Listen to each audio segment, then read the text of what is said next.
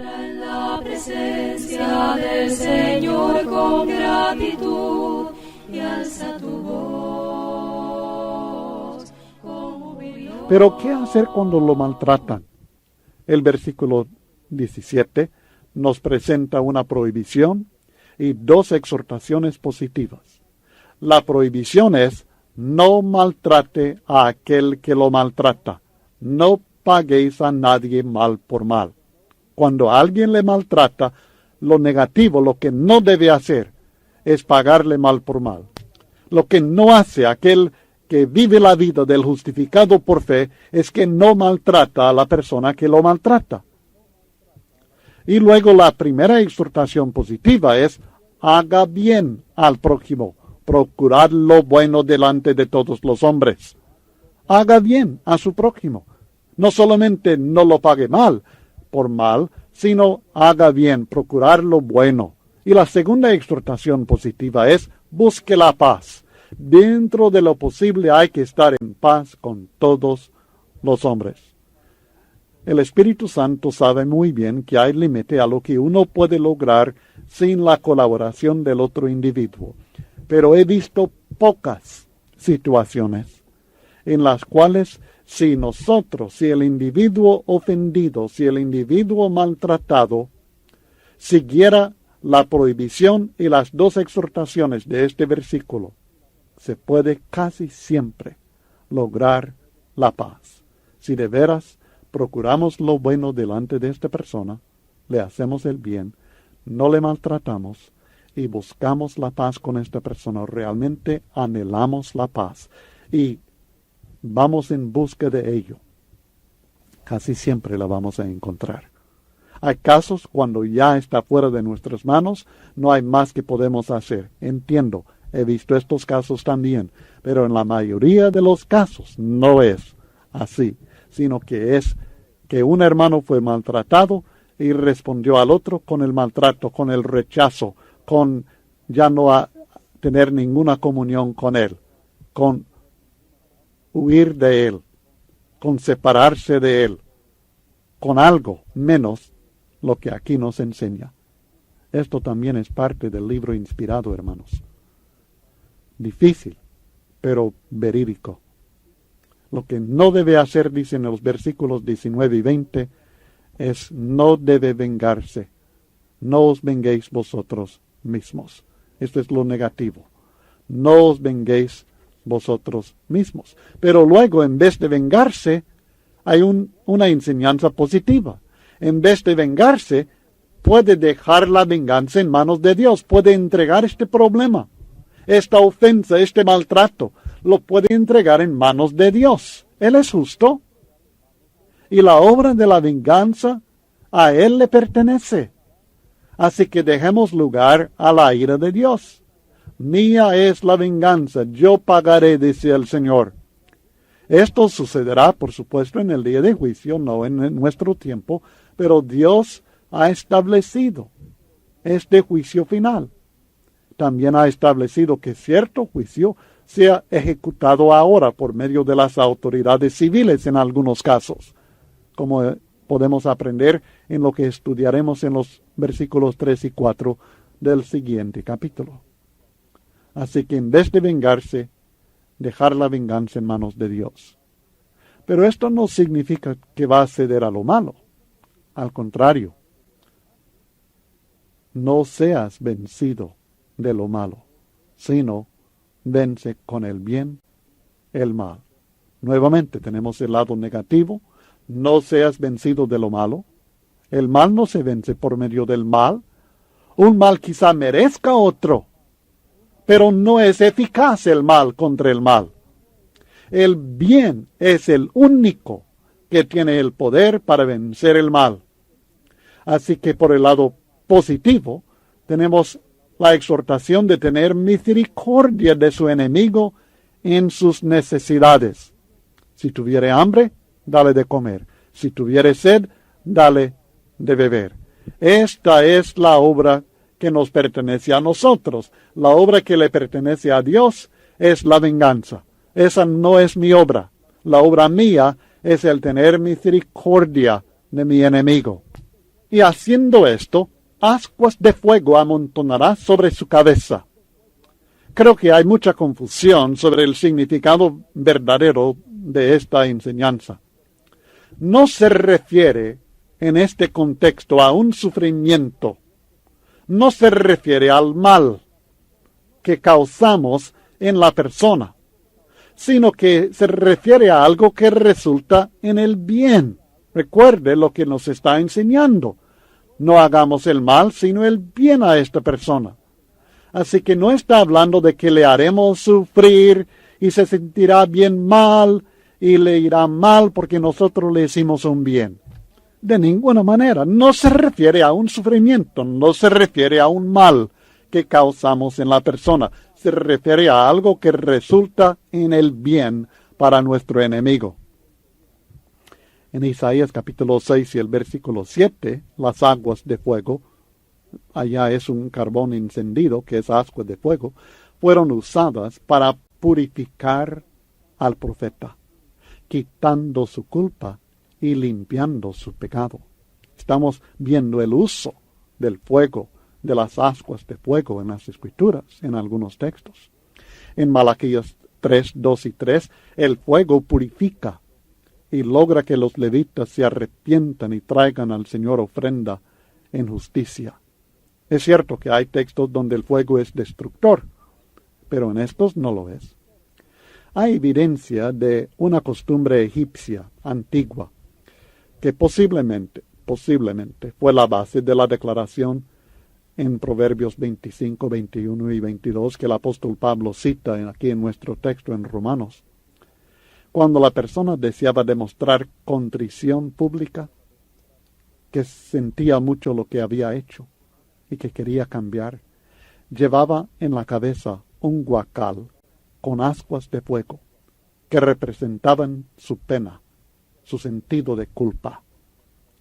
Por tanto, si tomamos en cuenta el contexto inmediato en Romanos capítulo 12 que venimos estudiando en realidad desde el versículo 14, y el uso positivo del fuego en algunos textos de la Biblia, y además el contexto de Proverbios capítulo 25, versículos 21 al 22, que está en un contexto de hacer el bien a otra persona, no de hacerle el mal.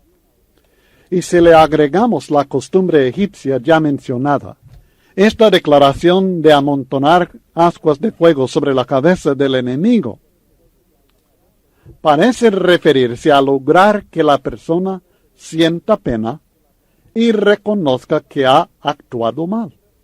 Es decir, que siempre es una manera de buscar la restauración, la reconciliación de esta persona, no de hacerle algún mal, sino de hacerle el bien, de lograr llegar a su corazón, compungir su conciencia y que la persona compungida se arrepienta y logre reconciliarse con su hermano, como es la meta siempre cuando tenemos problemas con un hermano en Cristo Jesús.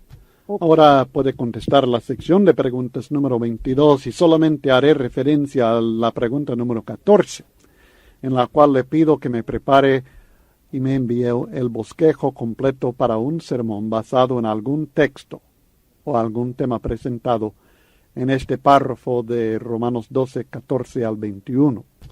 Este sermón puede ser tópico, puede ser textual, como usted desee, pero le suplico, por favor, que siga el formato y los principios que estudiamos en Usted puede predicar, el cursillo sobre la homilética, y que trate de que sea completo el sermón, es decir, con su introducción, sus puntos mayores y menores, con sus ilustraciones, con su aplicación y con su conclusión completa también, por favor. Y esto le ayudará mucho, creo, en la aplicación de lo que estamos estudiando a la iglesia y las personas que usted enseña. Bueno, creo que ya contestó las preguntas de la sección de preguntas número 22 y ahora podemos seguir con el capítulo 13. Y en el capítulo 13, los primeros 7 versículos trata de la relación con las autoridades civiles. En este caso, el deber del cristiano es la sumisión. Nuevamente, una enseñanza sencilla, pero muchas veces no tan fácil de cumplir. Sométese toda persona a las autoridades superiores, dice el texto, porque no hay autoridad sino de parte de Dios, y las que hay por Dios han sido establecidas. Así que nos dice que debemos nosotros someternos a las autoridades superiores. Todo cristiano, no hay excepción, toda persona tiene la obligación de someterse a las autoridades superiores, las autoridades civiles o militares, las que sean, porque principalmente, porque toda autoridad es de parte de Dios. Es decir, que por Dios han sido establecidas. Como veremos, esto no significa que Dios apruebe necesariamente de la conducta, de la moralidad o inmoralidad de las leyes que establecen estas personas, pero que Dios les ha permitido la autoridad civil. Los que no se someten a la autoridad, nos dice en el versículo 2, de modo que quien se opone a la autoridad, a lo establecido por Dios, resiste. Y los que resisten acarrean condenación para sí mismos. El error en este caso de no someterse a la autoridad es resistir lo que Dios ha establecido. No es resistir sencillamente a aquella persona, a aquel ser humano que ocupa el puesto, sino que por ocupar el puesto está en algo que Dios ha establecido con autoridad que Dios le ha prestado. Y este es un error y tiene consecuencias. Y la consecuencia en este caso es acarrear condenación para sí mismo. Entiendo que se trata de una condenación delante de Dios. Así que todo cuanto hace el cristiano lo debe hacer conforme a las autoridades establecidas en el lugar donde él vive. En los versículos 3 y 4 nos habla acerca del temor a la autoridad. Porque los magistrados no están para infundir temor al que hace el bien, sino al malo. ¿Quieres pues no temer la autoridad? Haz lo bueno y tendrás alabanza de ella, porque es servidor de Dios para tu bien. Pero si haces lo malo, teme, porque no en vano lleva la espada, pues es servidor de Dios, vengador para castigar al que hace lo malo. Así que Dios no puso a las autoridades civiles para infundir temor al que hace el bien, y por lo general así es el caso.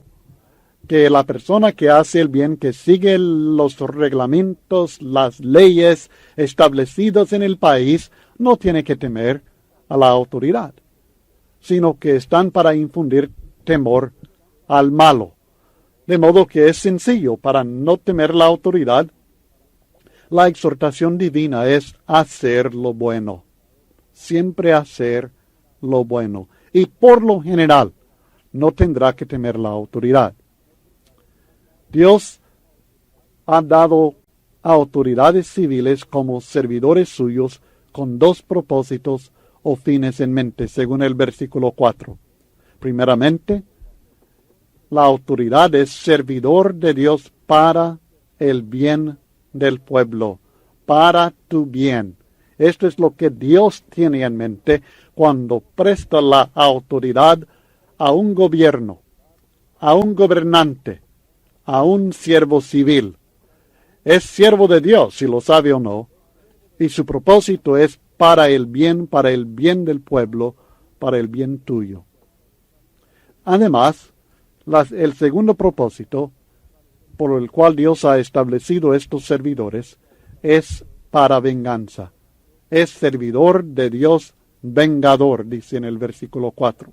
Por tanto, si haces lo malo, teme, porque no en vano lleva la espada. Parte de su servicio a Dios es castigar al que hace lo malo. O sea que está puesto para tu bien, para el bien del pueblo. Está puesto también para venganza, para el castigo del malhechor. Así que debemos estar seguros de estar en lo bueno para no sufrir la venganza que Dios ha entregado en manos de la autoridad civil. o militar, la autoridad del gobierno que existe en el lugar donde usted vive. Hay dos motivos, luego en el versículo 5, por qué es necesario estarle sujeto al gobernador. La primera es por razón del castigo que puede dar aquella autoridad sobre el malhechor, porque no lleva la espada en vano. Y la segunda es por causa de la conciencia, es decir, la condenación que acarreamos de parte de Dios cuando desobedecemos la ley civil. La sujeción a la autoridad incluye también, según los versículos 6 y 7, la obligación de pagar los tributos, los impuestos. En esto también son servidores de Dios, pues por esto pagáis también los tributos, porque son servidores de Dios que atienden continuamente a esto mismo. Hay 4 deberes que el cristiano debe pagar en relación a las autoridades civiles en el versículo 7. El tributo, el impuesto, el respeto y la honra. En esto debemos ser obedientes.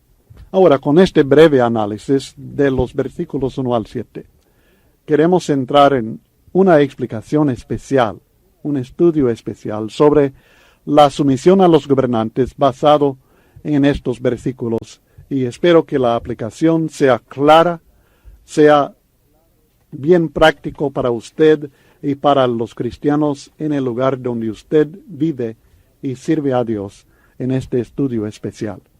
Le suplico leer, escuchar, estudiar una y otra vez esta explicación antes de empezar con preguntas acerca de este tema, porque creo que estamos estableciendo aquí principios bíblicos que deben aplicarse y que podemos entender correctamente. El cristiano, como ciudadano, tiene que enfrentar un creciente número de actitudes, filosofías y doctrinas religiosas en cuanto al deber que tiene hacia las autoridades civiles de su país. Nos toca a todos nosotros responder de una u otra manera a las leyes y a las autoridades civiles.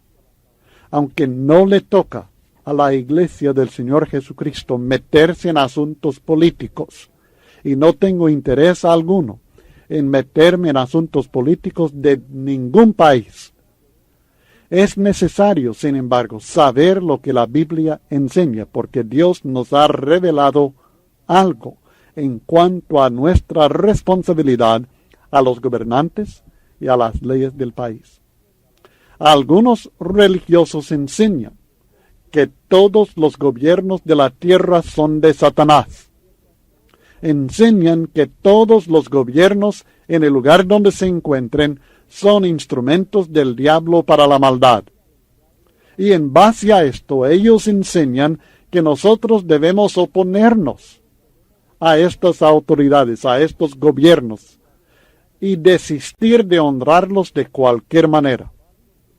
Esta doctrina es tan antipatriótica que exige la abstención del saludo a la bandera y otros actos cívicos. Lo ven como idolatría. Como veremos en nuestro estudio, no hay fundamento bíblico para esta enseñanza.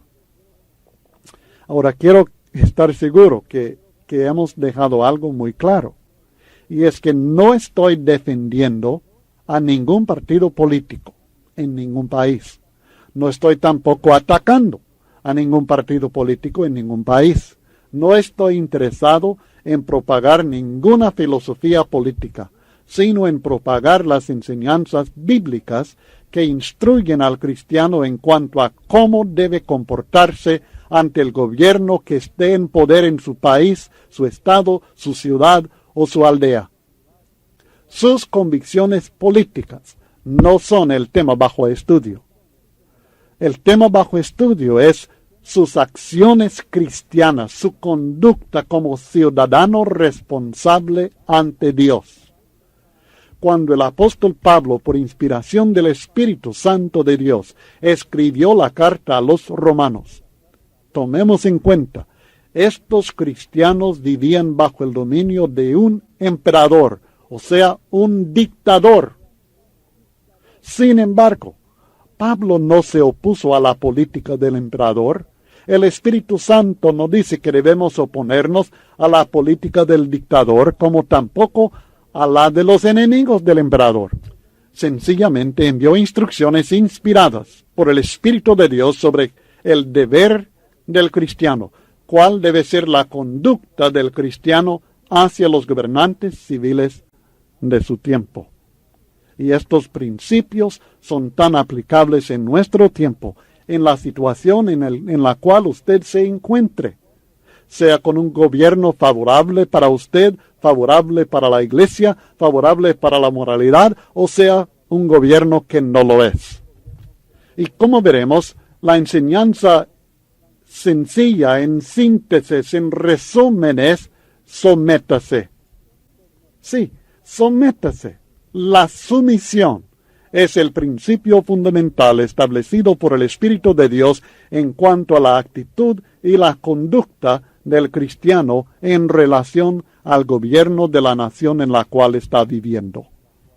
Y entiendo que gobiernos cambian. Y cuando cambian, el cristiano también sigue sometiéndose porque reconoce la mano de Dios, aun en aquellas cosas que parecen contrarias a lo que Dios desea. La enseñanza de Romanos capítulo 13, versículos 1 al 7, en síntesis, es: sométase. El deber del cristiano es someterse a los gobernantes y a las leyes del país en el cual está radicando. El cristiano debe hacerlo todo legalmente. Sus acciones en el negocio, en el hogar, en todo cuanto hace, deben estar de acuerdo con las leyes dictadas por las autoridades superiores del país. Si el cristiano se traslada a otro país, debe hacerlo todo de acuerdo con las leyes migratorias de aquel país.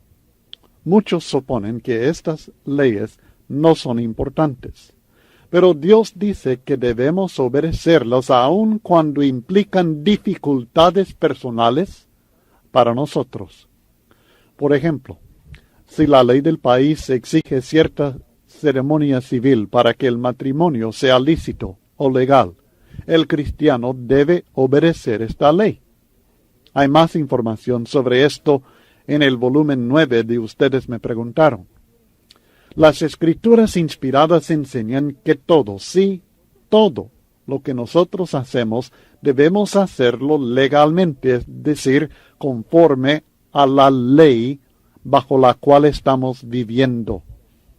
Si negociamos, debemos negociar dentro de los límites de la ley. Si protestamos, debemos protestar dentro de los límites de la ley. Si manejamos un vehículo, lo debemos manejar dentro de los límites de la ley.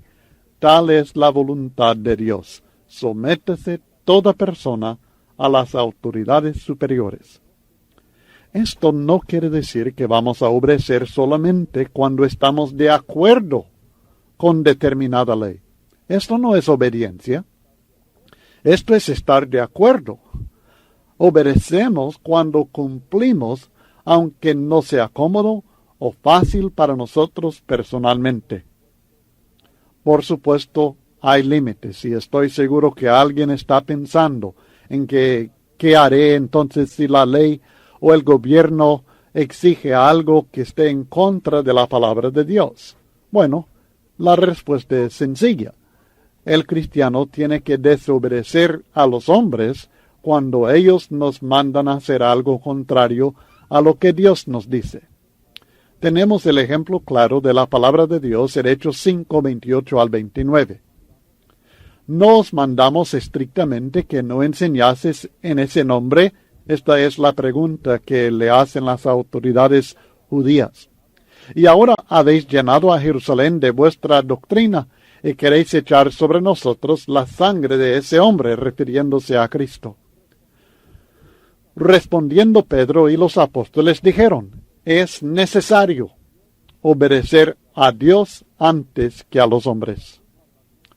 Cuando algún mandamiento civil nos manda a hacer algo que no esté de acuerdo con las enseñanzas y normas del Nuevo Testamento, el cristiano tiene el deber, nótese, no es solamente el derecho, sino que es el deber de rechazar tal orden y hacer lo que Dios nos manda en su palabra en vez de obedecer a los hombres. Obediencia a una orden de alguna autoridad gubernamental no es excusa para cometer alguna maldad conforme a los estatutos divinos. El cristiano debe ser guiado por la ley de Dios primero y después por la ley de los hombres. Este es un principio que siervos de Dios han seguido desde tiempos antiguos. Por ejemplo, cuando el faraón, el rey de Egipto, ordenó a las parteras de las hebreas, de las que serían la nación de Israel, cuando les ordenó que al asistir a las hebreas en sus partos y al ver el sexo, si es hijo, matadlo, les dijo, y si es hija, entonces viva. Pero las parteras, dice el texto en Éxodo 1:17, temieron a Dios y no hicieron como les mandó el rey de Egipto, sino que preservaron la vida a los niños. Ahora no le dijeron al rey, no te vamos a obedecer, vamos a hacer lo que dice nuestro Dios. Sencillamente desobedecieron e hicieron lo necesario para preservar las vidas de los varones que iban naciendo. En Daniel también tenemos otro ejemplo de siervos de Dios viviendo bajo la autoridad de otro gobierno pagano, en este caso los babilonios, y ellos desobedecieron el mandato del rey, el mandato del emperador, cuando no estuvo de acuerdo con la voluntad de Dios. Tenemos el caso de Sadrach, Mesach y Abednego. Después tenemos en el capítulo 6 el ejemplo de Daniel mismo, que siguió haciendo lo que Dios quería, a pesar de las amenazas del gobierno que le insistía a hacer algo contrario a la voluntad de Dios. Si el poner primero a Dios resulta en la persecución o el maltrato del cristiano, debemos recordar las palabras del apóstol Pedro.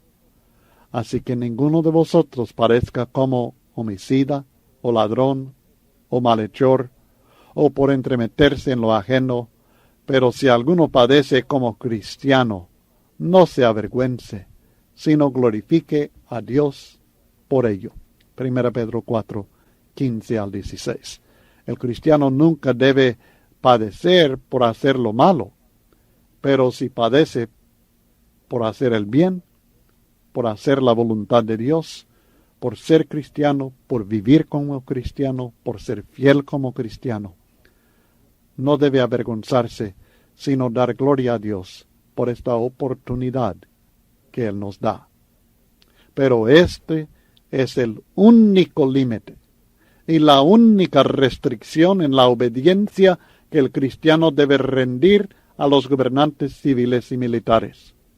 Diferencia de opinión o diferencia de filosofía política no es causa justa para desobedecer las leyes del país. El hecho que un gobierno, un gobernante o una ley sea injusto no justifica al cristiano para que sea desobediente. Si a nosotros no nos exigen algo que nos lleve al pecado personal, tenemos que seguir el mandamiento divino: sométese toda persona a las autoridades superiores. El cristiano debe respetar la ley y obedecerla en todo, siempre y cuando no cometa pecado contra Dios por obedecer la ley terrenal. Ahora, el texto nos dice que el motivo por este respeto y esta obediencia a las leyes y las autoridades terrenales no es que la persona lo merezca, sino es porque no hay autoridad sino de parte de Dios.